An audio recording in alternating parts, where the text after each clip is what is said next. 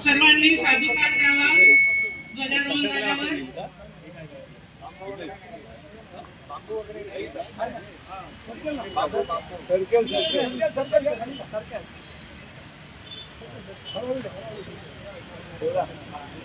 कांबळे कांबळे कांबळे थोडं द्या नाही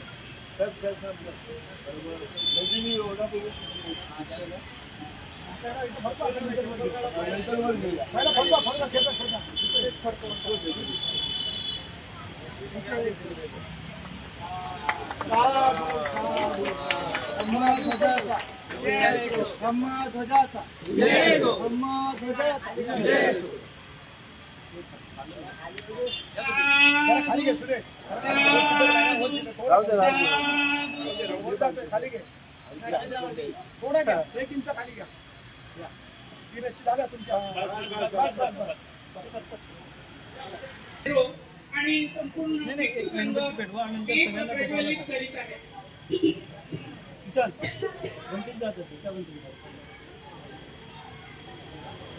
संघ म्हणजे जिवंत धम्म, त्यांना आपण दान अर्पण करायला देतोय तो प्रत्येक घास हा धम्माच्या दीपातील तेलासारखा आहे। त्या सर्वांचा लाभ आपण घेण्यासाठी एकत्र झालो आहोत। आपले सर्वांचे पुनश्च स्वागत आहे।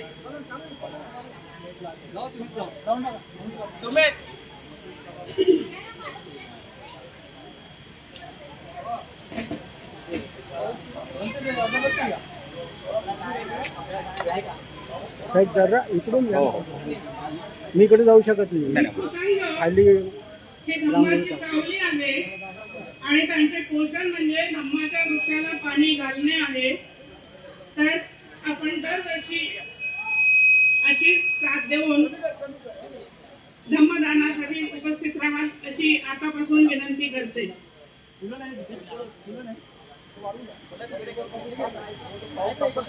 साधुकार द्या। साधू साधू साधू।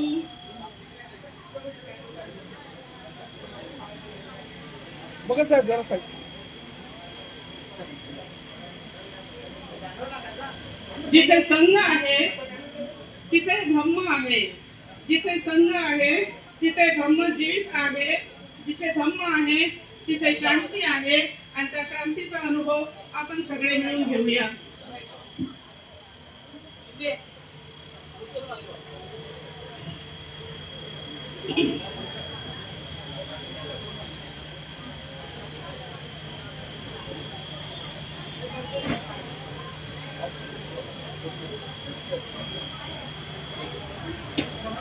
आजच्या या संघदानाच्या कार्यक्रमात जे मान्यवर लाभले आहेत ते मूळचे त्रिपुरा येथील आहेत। कृषीपुरा मेडिटेशन सेंटर त्रिपुरा येथे त्यांनी प्रवचन घेतली आहे। त्यांच्या गुरूंनी त्यांना अरुणाचल प्रदेशात पाठवले।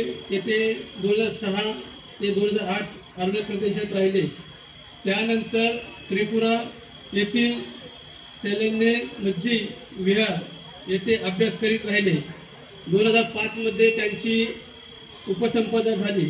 त्यानंतर भदंत कलकत्ताला इंग्रजी भाषा शिकायला गेले। जगातले ज्ञान मिळवायचे तर इंग्रजी भाषा शिकणे आवश्यक आहे असे त्यांना वाटायचे। तिथे त्यांना बंगाली भाषा शिकावी लागली। त्यानंतर दिल्लीला आले। तेथील विहारात त्यांनी 11 वर्षे वास्तव्य केले। त्यानंतर ते विराटनगर येथील मैत्रेय बुद्ध विहारात राहिले। सध्या त्यांचे वास्तव्य नालासोपारा गंधकुटी येथे आहे। श्रमण असताना 3 वर्षे ते अरण्यात ध्यान साधना करीत राहिले। त्यांनी दुतंग पालन केले। त्यावेळी ते चारिका करून भोजन करायचे। जे मिळेल ते अकोला जिल्ह्यातील आहे। 2012 मध्ये त्यांनी प्रवचन घेतली।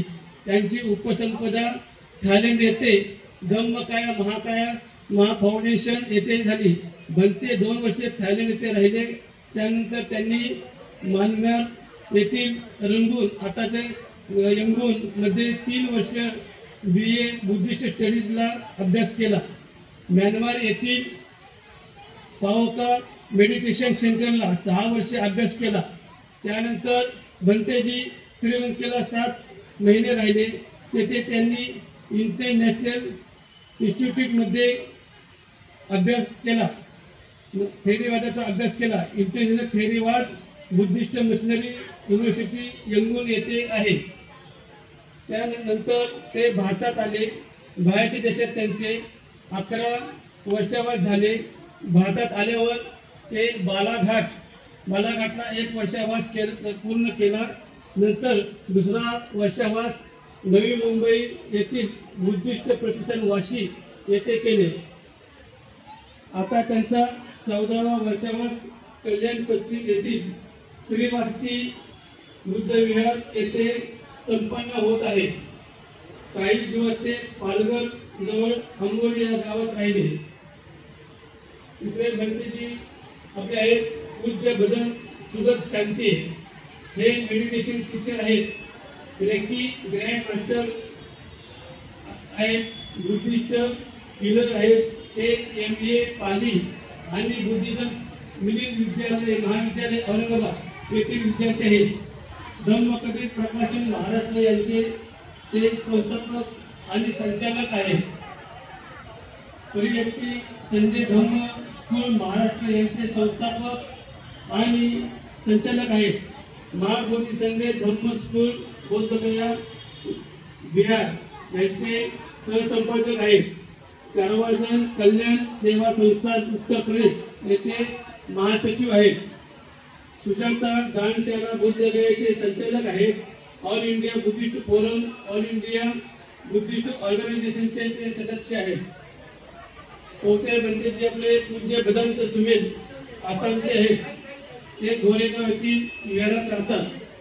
पाचवे भंतेजी पूज्य भदंत संपन्न महादेव साहेब येथील आहेत. त्याचबरोबर 4 श्रामणीर आहेत. उत्तर पिता तिसरे आहेत आर्या, तिसरे आहेत अना आणि चौथे आहेत मेंढकर. या सर्वांचे मी नालासोपारा शहरामध्ये हार्दिक स्वागत करतो आणि माझे परिचय मी ते थांबवतो. जय भीम, नमो बुद्धाय, जय भारत. पुष्पगुच्छ देऊन संस्थेचे संस्थापक सुदेश आणि शर्मिला सावंत करतील अशी मी त्यांना त्यानंतर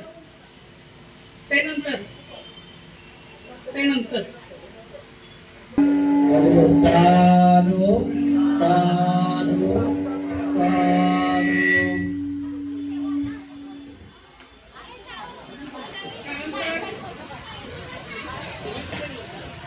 पूज्य भंते सुमेध थेरो यांचे स्वागत आमचे सचिव आयुष्यमान रमेश मदत आणि सुजाता मदत करतील.